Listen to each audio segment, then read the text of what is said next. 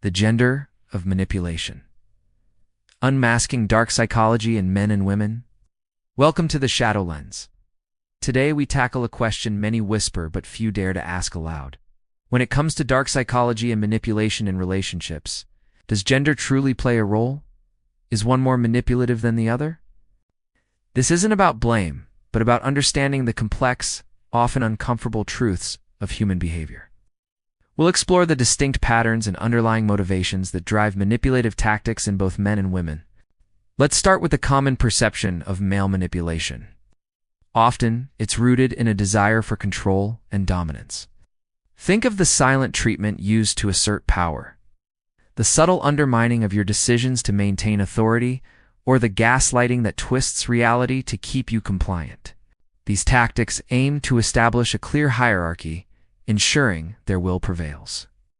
It's less about emotional connection and more about strategic positioning within the relationship, often driven by a need to feel superior or in charge.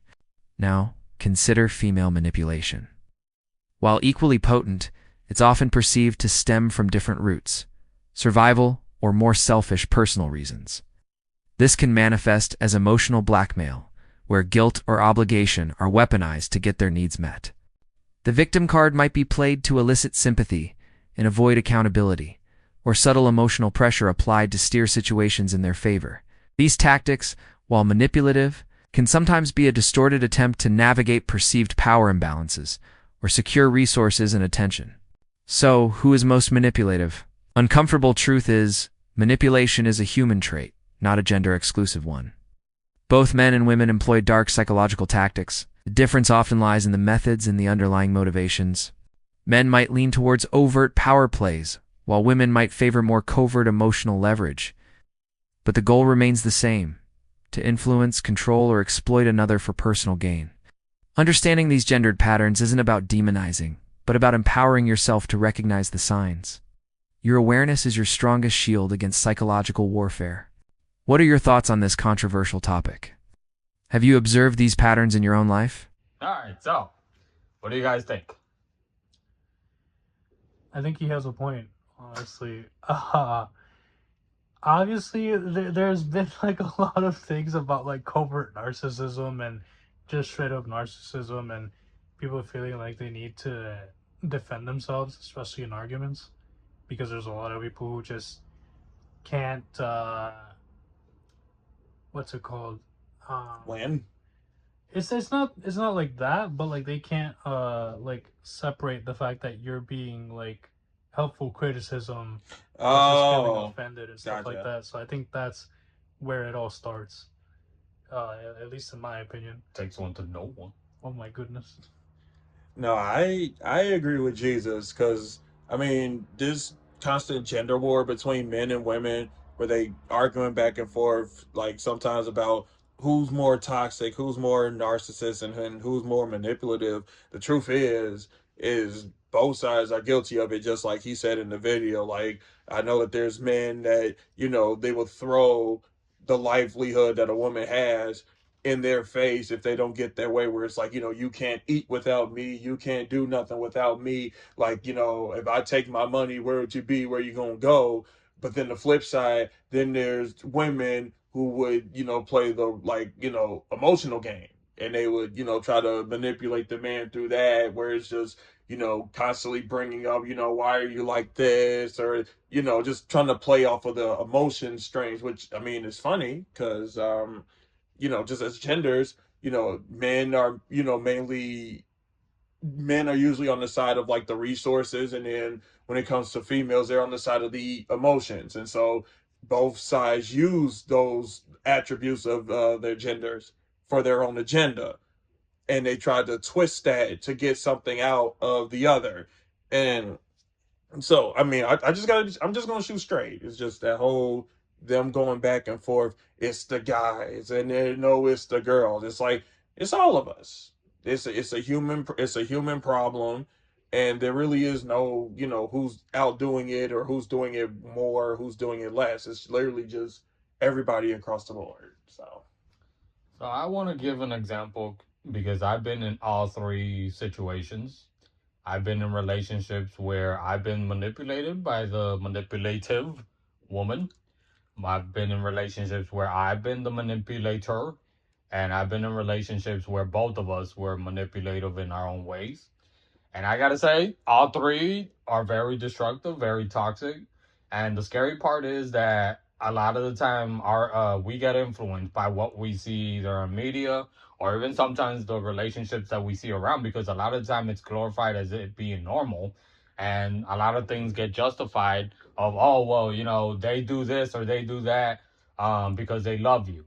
And a lot of the time, if you're the one being manipulative, a lot of the time, it's kind of like that desire to want to please or dominate yourself. So to me, even when it's like in a relationship where it's been like I was the one being manipulated and the other person was being the manipulator, I still see it as one. Both sides are still being manipulative. It's just one is being the aggressor and the other one's being more submissive. But nevertheless, at the end, the one that's being manipulative is still there because they themselves want to manipulate, not in the same way, but they still want to manipulate something of the personality of the other person. Whether it's, I want them to change, I want them to love me, I want them to accept, I want them only for me and not know anybody else. So I'm willing to put up with whatever bullshit that the person puts me through. For me, when I done in my past, where, and especially when I was younger, and I would be manipulative with a lot of my partners. It was that sense of control. It was that sense of, oh well, if this girl is over here doing this, I need to be more, more, more. Sometimes it almost became like a game for me, where sometimes it wasn't out of fun. That's not what I'm trying to get at. But for me, it was, I need to be 10 times more manipulative to the person. That way, there is no chance of them trying to do anything. And shocker, it never worked, right? It might have worked for a little while, but for a healthy relationship, no, it never worked. To be like that. Like I said, I've been in relationships where we would alternate throughout the seasons in our relationship who was the manipulator and who was and it's typically it is that emotional pull. So I think that it's kind of like what he was saying. I think it applies sometimes, even what we said for like men, it sometimes applies for the what the women are manipulating for, and vice versa, even for men. Because a lot of men are also doing for that emotional, I don't know, connection. Codependency, we'll call it. Yeah. It's not really a connection, it's that codependency that you're kind of going after. Um but yeah, with that being said, I think we can all agree, right? If you're in one of those relationships, or you've been in those, that's been kind of like your pattern in your relationships, you need some healing. You need to make some few changes in your life. You got to look on yourself, whether you've been the one manipulative or manipulated. Um, because for a healthy relationship, it's not going to work. I know a lot of the time we hear it in music, we see it in movies and TV shows, we hear it even with our friends and families. Oh well, if you don't have control, then you're pretty much leaving yourself open for them to cheat or them to walk over you. If people are going to be people, all right? So no matter how much control you think you have over them, people are going to be people. They're going to do what they want at the end of the day. They're going to hurt you, they're going to leave you, whatever. So sometimes it's just you got to accept, right, that control needs to be shared in a relationship. And a lot of the time our ego is what stops us from doing that, because we don't want to be controlled. And we see that a lot of the time in our society. If it's women, oh well, I don't need a man and I don't want a man controlling me, and rightfully so. And vice versa with men, oh well, I don't need a woman controlling me. I don't want a woman snapping her fingers and telling me what to do. But again, it's just, then why the fuck get into a relationship? So you guys got anything you want to wrap up with? I have a question. When you were confronted with your first healthy relationship, right? And that manipulative shit that you would do, right, wasn't something that the other person would do, like actively in front of you, right? How would you react? Wait. Okay. I got lost. Let's say you were trying to be. Let's say I thought it was going one way, and then you confused me. Let's say you're in your old self, right? And your old self was manipulative, right? Right. And you were confronted by someone where it's like, they chose to not be manipulative about anything, Mhm. and they were just honest with you. How do you think younger you would have like reacted Well, to that that? happened. Mhm. That did happen to me. Mhm. That happened with the partner I'm with right now, where she did came into my life at a pretty early age, and I was so used to those relationships, like what I was saying, that I was either being the manipulative one or being manipulated. So when I entered that relationship, there were times where that did come out. It wasn't just like, oh well, it's only her. No, it was a lot of what I was carrying too. But I will say one thing that did help me was the pure honesty. I'm not, not to justify anything of my past, but in many of my relationships, the reason why I also picked up a lot of that manipulative tendencies was because a lot of my early partners lied to me. They cheated on me. They, insulted me. So I picked up that, plus the stuff at home growing up. I picked that up right away. So when this person was completely different, and not just saying that she was different, but showed me that she was Yeah. different. Was it like a shock to Oh you? yeah. It was like, whoa. But it wasn't like it was a shock that would calm me down. It might have calmed me down for the moment. But because there was that insecurity within me, the minute that we weren't together anymore, that insecurity immediately would come up, and it caused a lot of tensions between us. Mhm. Because it wasn't her obligation to be right there, being my therapist, and Right. going through that with me. Right. She was always patient with me, Mhm. right? And she helped me even when we broke up afterwards. She was still right there as my friend. She helped me, through a lot, but it took years. Right. And I remember, like, just real quick, like, the trio of us, me, Jesus, and Ian, we all went to the same high school. Me and Ian, we were in the same grade. Jesus was 2 years younger than us, or lower, below us. Um, but even then, like, Ian, you had no idea really what was going on, like, with me and my dating life, because we weren't really that close. And Jesus, you had some idea, but still nowhere. Like, I kept it to myself. Yeah. Between, like, me and my partner. On occasion, like, a mutual friend that me and Ian had would hear some things, but if anything, it was kind of like he was there right when everything started. Not Ian, the mutual friend.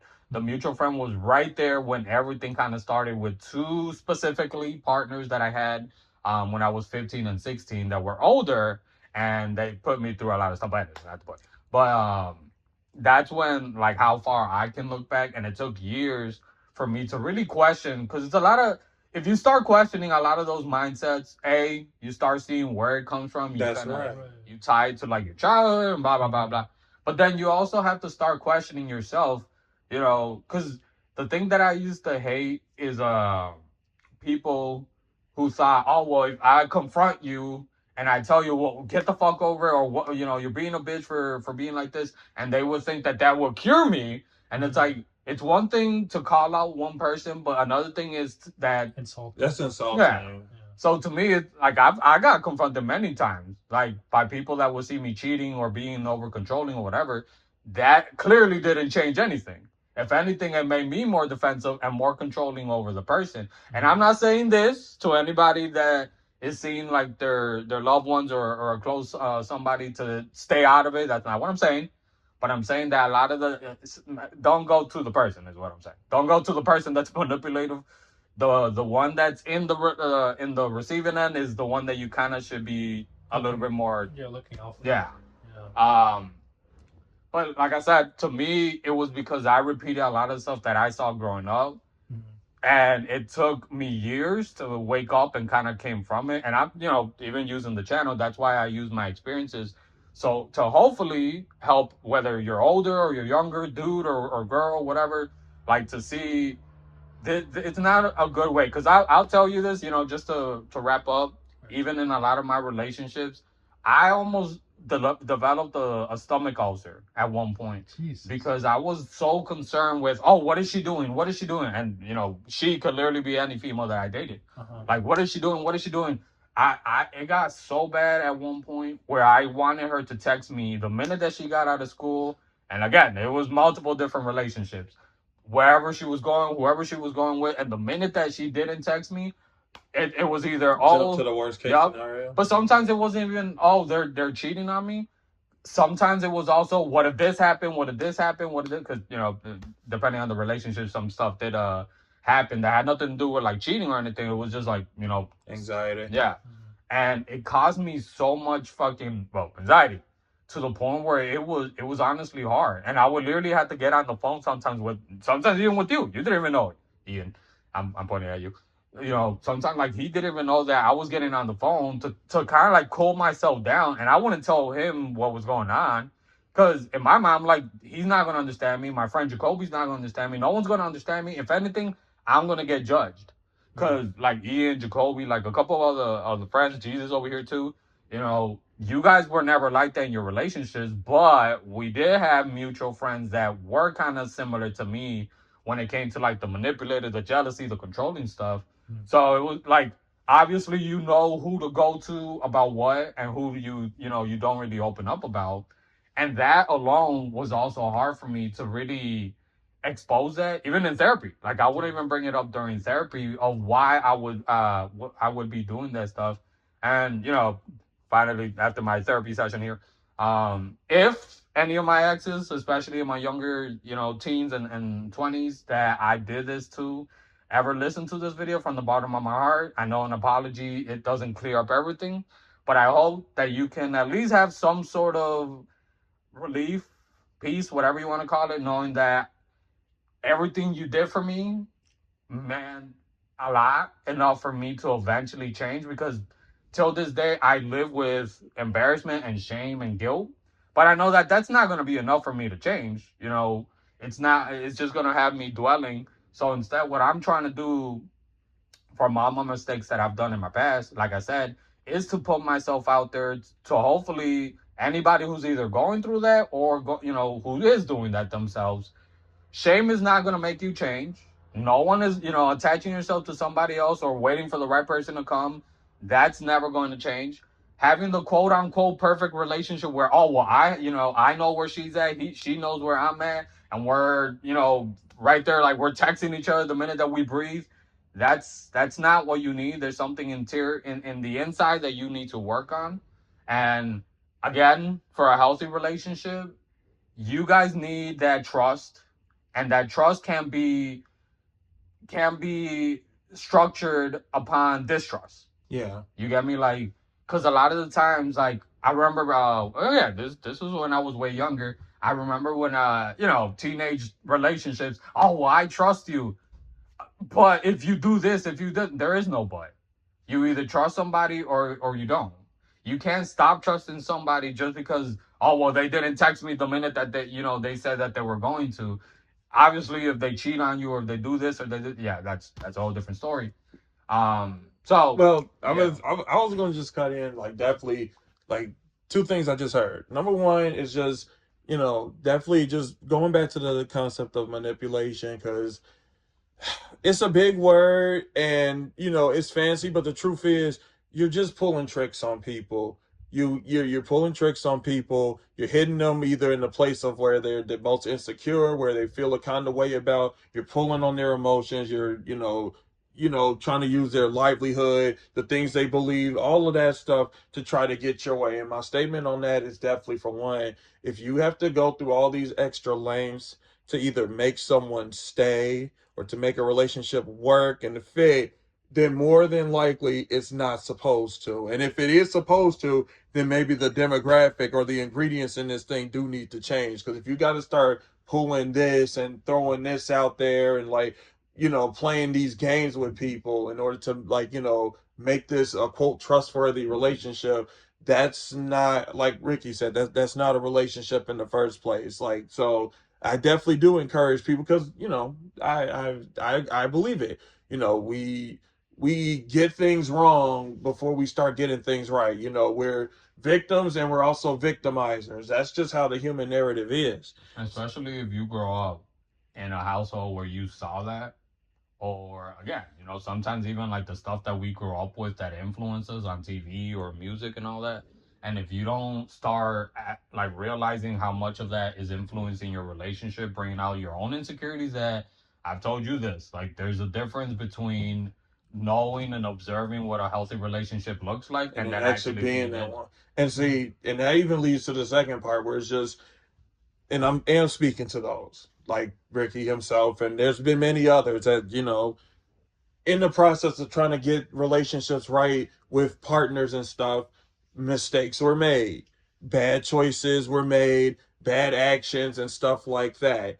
Now, we can't turn back the clock, and we can't undo what was done. All we can do is just hopefully learn from that experience and try to move forward. And even more so, because I like the apology that you made on that part of it. Because yeah, damage was done.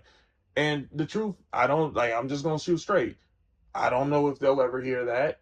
And then even if they do, I don't know if they'll ever really believe it, and that's fine because this I'm just addressing all of those out there. It's like, well, how do I know? The best way, sometimes the best apology is living I'm sorry out. It's not a matter of just only saying it, but actually living that out, even if they're not around to see it. So the ones who are struggling with that part of like, I did this wrong, and I just want to make that apology because I don't know, it just kind of touched something because I think of the R&B singer Neo, where he went on social media and he made an apology because he got relationships wrong too. Despite yeah, he got relationships wrong, and despite that, there was still people going in like, well, that's not enough, and this and that. There's some people who it's not going to be enough for, and so for those who are in that spot, that's just like, how do I make this right?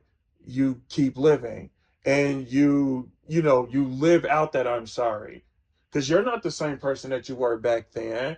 And I mean, I can only hope and pray that the ones under the sound of my voice, you guys aren't the same like type of person that you were back then. And then even if it's like I've still got that struggle that I'm going, then that's fine.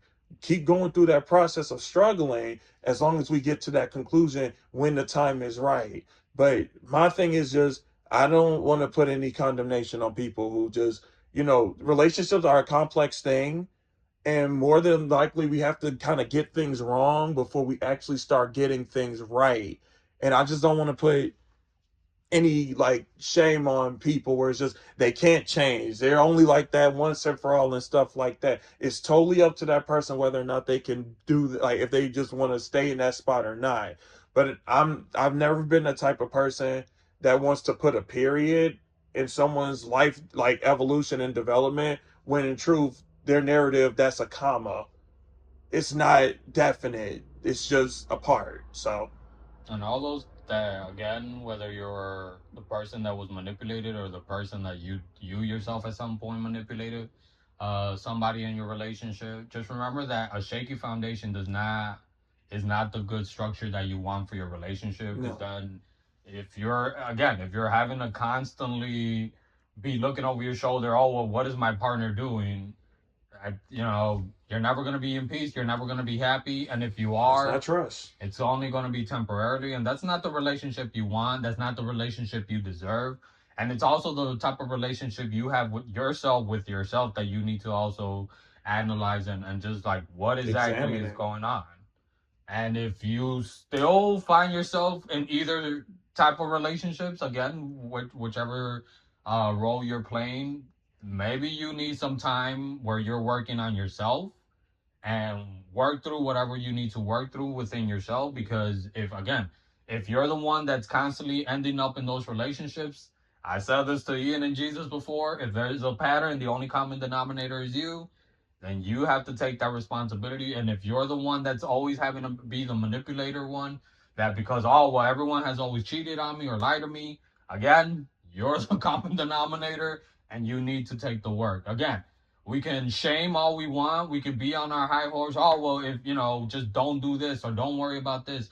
We're all fucked up in one way or another, and it's up to us to work on that. It's nobody else's responsibility to come and fix us, but also to be our punching bag. So, with that being said, wrapping up, make better choices, guys, and take care of yourselves. Love yourselves, heal, and do the work that you need to within yourself and build that foundation with the right people. And if you don't know if it's the right person, please, I say this from experience. If you know you are entering a more serious level into a relationship of engagement, moving in, having a child, whatever your plans are, and you know that person is not the right person, or there's hundreds of red flags or doubts or whatever, please do not make that step forward. I speak it from experience, okay?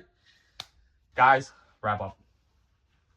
Thanks for watching. Good night, everybody. Bye.